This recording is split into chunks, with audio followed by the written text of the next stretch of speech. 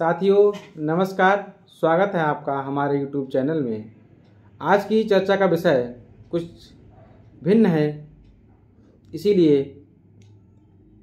थोड़ा ध्यान से सुने। हो सकता है ये आपके जीवन के लिए बहुत ही मूल्यवान हो। आज हम चर्चा करेंगे कुछ उन हैबिट्स के बारे में जिनसे हम अपने स्वास्थ्य को निरोगी और स्वस्थ रख सकेंगे। तो हमें क्या करना चाहिए इस बारे में जानते हैं। तो सबसे पहले जब भी हम सुबह उठते ही समय हमें पहले एक अच्छी सी प्यारी सी मुस्कान के साथ लेटे लेटे ही आँखों को खोलना चाहिए और धन्यवाद देना चाहिए प्रकृति को और या उनको जिनमें आपका विश्वास हो, क्योंकि इस तरह से जब हम मुस्कुराकर और धन्यवाद देकर उठते हैं तो हमारा पूरा दिन उसी तरह बहुत अच्छा और धन्यवाद के स्वरूप ही निकलता है। हम संभावना रखते हैं कि पूरा दिन हमारा अच्छा ही जाता है, क्योंकि जो हमारा पहले दिन का पहला थॉट होता है उसी तरह के पूरे दिन के हमारे विचार बन जाते हैं। और ऐसा देखा गया है कि इस तरह से लोग डिप्रेशन का शिकार बिल्कुल नहीं होते हैं। धन्यवाद देने का सबसे बड़ा कारण है कि दुनिया में कई सारे लोग जो रात को सोते हैं उनमें से लाखों लोग सुबह को दोबारा उठ ही नहीं पाते, मतलब सोए हुए ही रह जाते हैं।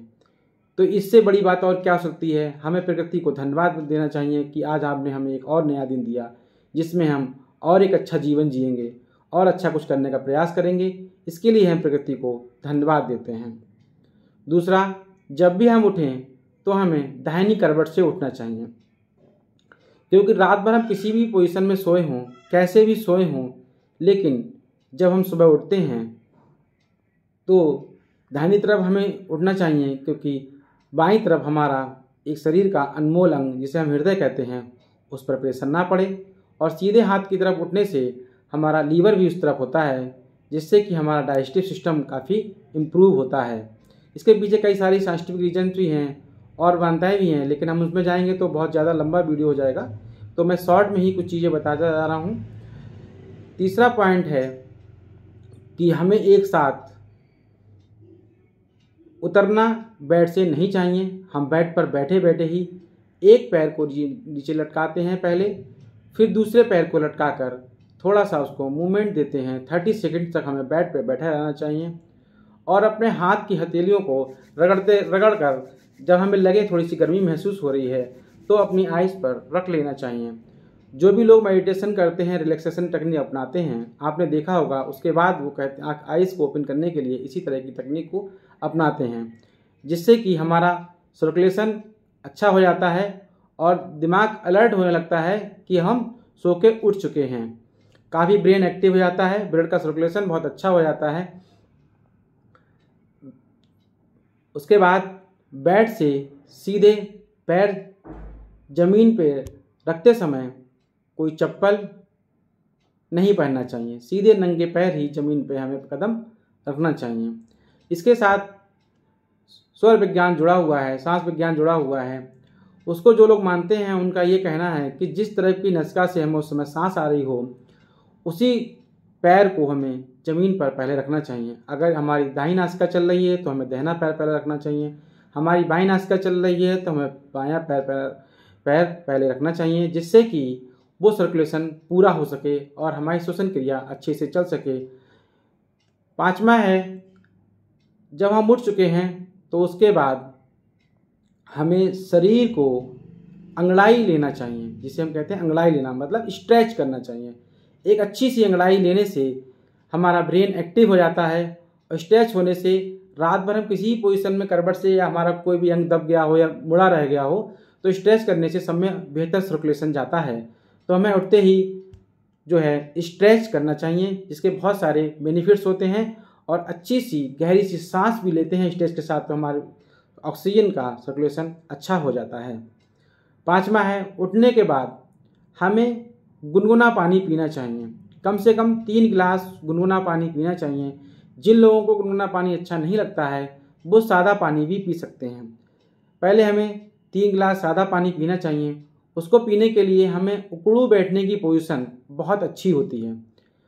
पहले जो इंडियन टॉयलेट्स होते थे जिनमें बैठकर जैसे हम टॉयलेट करते थे उसी तरह से बैठकर हमें पानी पीना चाहिए, जिससे कि वो पानी धीरे धीरे हमारे मुंह, फिर खाने की नली, छोटी आंत बड़ी आंत होते हुए धीरे धीरे टॉक्सिन्स को लेकर निकलता है और उसको अपने जितने भी रात भर के तत्व हमारे साथ विषैले शरीर में इकट्ठे हो जाते हैं उनको बाहर निकालने में आसानी करता है और हमारा पेट भी आसानी से साफ हो जाता है।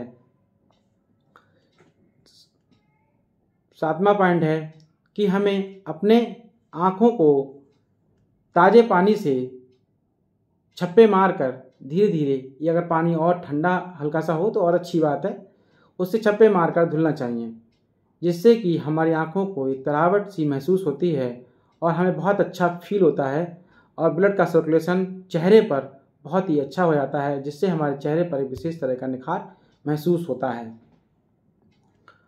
अगर हम सुबह बहुत जल्दी उठ रहे हैं तो हमें सन राइज, उगते हुए सूरज को ज़रूर देखना चाहिए।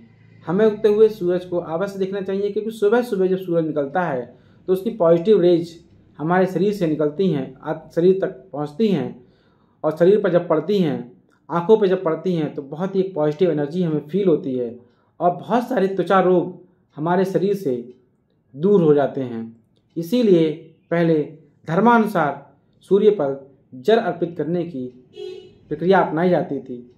जो लोग सुबह सूर्य को जल अर्पित करते हैं तो उसमें जो सूर्य की किरणों से किरणें जल को पार करते हुए हमारे शरीर पर पड़ती हैं तो सप्त रंग जो हमारे शरीर को अवशोषित करते हैं उससे हमें बहुत सारे फायदे होते हैं। मैंने अभी भी कहा कि ज़्यादा हम लंबा डीपली जाते जाएंगे तो वीडियो बहुत लंबा हो जाएगा। और उसके बाद है कि सुबह हमें कम से कम 10 मिनट की वॉक अवश्य करना चाहिए। अगर बहुत समय ना हो तो कम से कम 5 मिनट ही वॉक अवश्य करें, टहलें। कहीं जगह ना हो तो अपने कमरे में ही जहाँ सो रहे थे वहीं चक्कर मार लें, छत पे चले जाएं तो और अच्छा है, क्योंकि टहलने से हमारी ब्रीदिंग पैटर्न कुछ तेज़ होता है, सांसें तेज़ होती हैं, जिससे कि ऑक्सीजन हमारे शरीर में बहुत अच्छी मात्रा में पहुंच जाता है और जो कि हमारे शरीर के लिए बहुत फ़ायदेमंद होता है। क्योंकि रात भर जिस रूम में रहे हैं उसमें ऑक्सीजन किस तरह से जा रही थी, क्या आ रही थी, उस पर डिपेंडेंसी को हम ना मानते हुए अपने सर्कुलेशन में ऑक्सीजन की मात्रा को बढ़ाने के लिए सुबह की वॉकिंग को शामिल ज़रूर करें।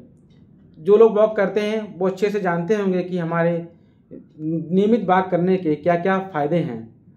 तो 5 मिनट, 10 मिनट नहीं तो 5 मिनट तो डेली वॉक करना ही चाहिए। उसके बाद मोस्ट इम्पॉर्टेंट पॉइंट्स बचे हैं प्राणायाम। रोज़ अपनी दिनचर्या में 5 से 10 मिनट हल्के फुल्के प्राणायाम को अवश्य करना चाहिए, जिससे कि हमारे शरीर को बहुत सारी ऑक्सीजन्स और स्ट्रेचिंग्स और बहुत सारे कंपन विधि वाले भ्रामरी प्राणायाम वगैरह जो होते हैं उनसे कंपन हमारे शरीर में उत्पन्न होता है, जिससे हमें काफ़ी लाभ महसूस होते हैं। सबसे लास्ट है मेडिटेशन। कम से कम 5 या 10 मिनट मेडिटेशन को भी ज़रूर देना चाहिए। उस समय अपने दिमाग को बिल्कुल रिलैक्स रख सकते हैं और बहुत कुछ सोच सकते हैं। जहाँ तक हम जाना चाहते हैं वहाँ तक हम आराम से मेडिटेशन के माध्यम से पहुँच सकते हैं। जो लोग मेडिटेशन कर रहे हैं उन्होंने इन सब चीज़ों को महसूस किया है। तो साथियों, ये कुछ 11 सुपर हैबिट्स थी जो मैंने आपको अपने चैनल के माध्यम से बताने की कोशिश की। भिन्न भिन्न चैनलों के माध्यम से आप लोग देखते रहते होंगे। मैंने बहुत ज़्यादा गहराई में जाते हुए इन 11 हैबिट्स को आप तक पहुंचाया है। मैं चाहूँगा कि सारी हैबिट्स को ना अपना पाएँ तो कम से कम 4-5 हैबिट्स को अवश्य अपनाएं। ये मेरे लिए बहुत बहुत धन्यवाद की चीज़ होगी और आप अपने जीवन को इन चीज़ों को अपनाकर बहुत ही बेहतर बना सकते हैं। अगर आपको ये चीज़ें अच्छी लगी हों तो मेरे चैनल को लाइक करें, सब्सक्राइब करें। बहुत बहुत धन्यवाद।